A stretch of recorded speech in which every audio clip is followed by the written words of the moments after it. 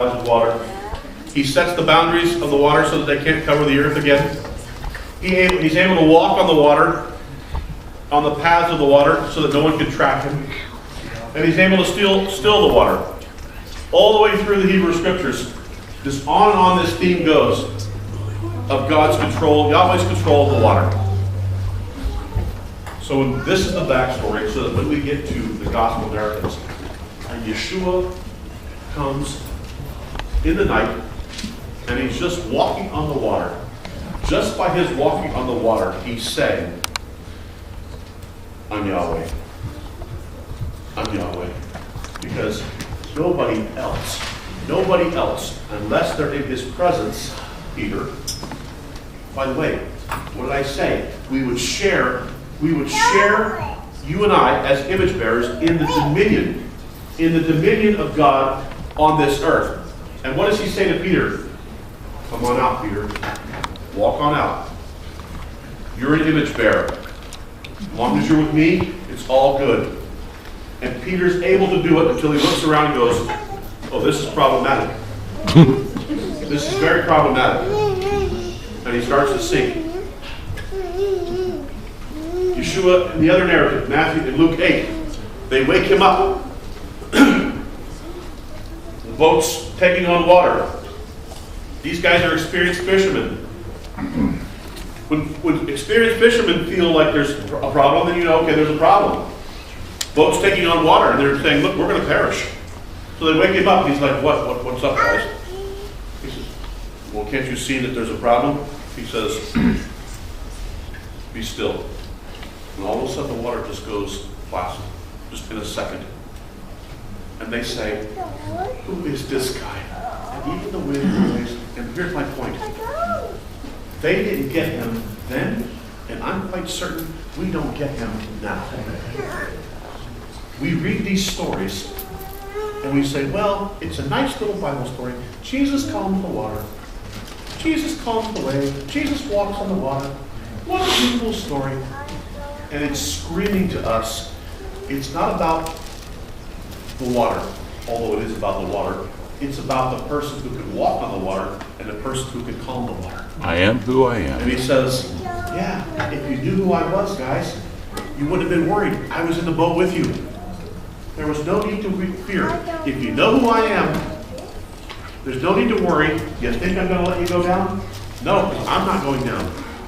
Not yet. These waters can't take me. I've already fought the battle in the waters.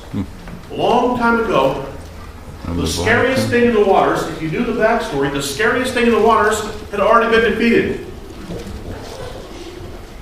All the chaos and all the craziness has already been dealt with. We have yet to achieve the full extent of it. We have the down payment. We still live in this present darkness. But the battle, in a sense, has already been won. He's already fought the final battle, and it's already been won.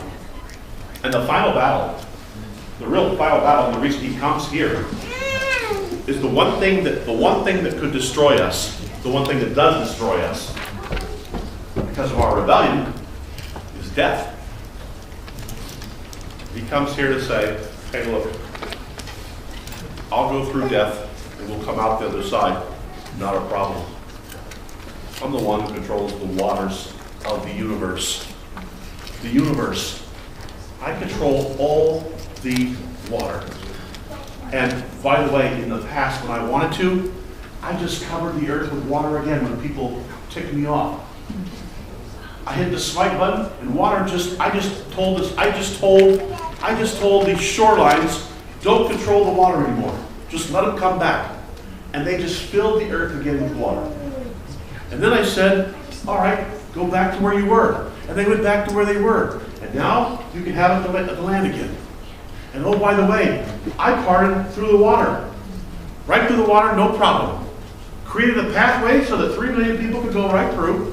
And when I wanted to, I just brought the water back again, no problem. And then the second generation, I just parted the Jordan River. Not a problem. I parted a river. I can part a sea. I can walk on any type of water you think of, whether it's moving or still.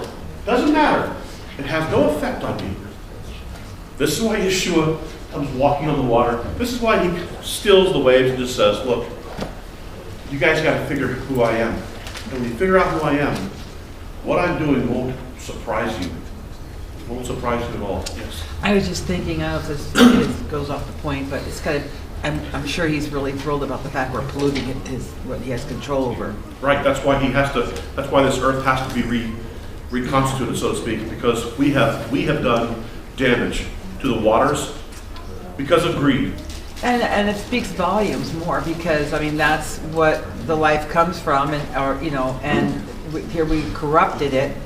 So our corruption not only affects us, but it affects the kingdom of God in the water and everything. Absolutely. Let me show you one little miracle that Yeshua does really quick. We got to end. This is a fascinating miracle. The disciples, the Pharisees come to Yeshua. This is at the end of Matthew chapter 17. They come to Yeshua and they say, does your master pay the temple tax? That goes to Exodus 30, this half shekel temple tax. Everybody has to, every male from the age of 20 to age 50 has to pay a half shekel once a year to the temple, so that the temple can have upkeep and they can do repairs on the temple. And it was also, by taking this half shekel tax, it was a way of knowing how many males you had available for the army. You count each half shekel, you go, okay, I know how many guys we have available that can be in the military service. So you could only have to pay it from the time you were 20 to the time you were 50. Once you were 50, you were exempt from military service. So for a 30-year period, if you're a male, you pay a half shekel every year. They come to Yeshua and they say, does your teacher pay the half shekel tax? And Peter says, I'm paraphrasing again, I'm not really sure. So Peter goes back to Yeshua and says, by the way, do we pay that half shekel thing? And Yeshua says, we're going to pay it. Read the story, Matthew 17, at the very end. And Yeshua says something to him very fascinating. They obviously don't have a half shekel on them. So Yeshua says, I want you to do this to Peter. I want you to go to the sea. And I want you to cast in a line. And I want you to take up the first fish you catch. And that fish is going to have in his mouth one full shekel. And I want you to take that shekel out of his mouth. And I want you to go, and I want you to pay our half shekel tax. Mine and yours. Because it's one shekel, so half for me, half for you.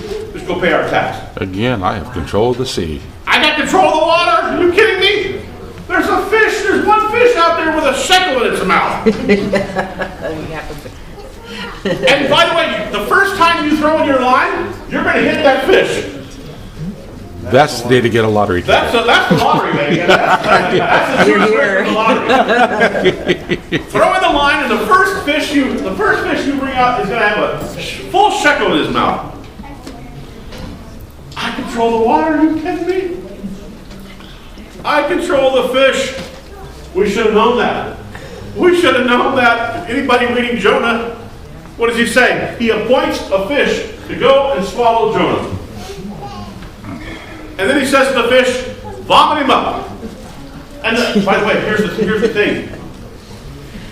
As we read the book of Jonah, for that matter, for every book in the Bible, the only thing, listen to this, the only thing in creation that does not do instantaneously everything that God commands is humanity. Yeah. Everything that God commands in the universe, except for humanity,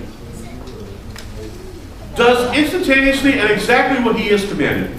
If he says to a plant, I want you to grow, it grows. If he says to a bird, come here, it comes. If he says to the water, be still, it does. If he says to a fish, go, it goes. Everything in the universe operates with absolute full compliance to God's commands, except for humanity. We're the ones who say, maybe, maybe not. Or we'll get back to you. Or no. It's not my calling. Yeah, that's not my ministry. All right. My job, man. Bill.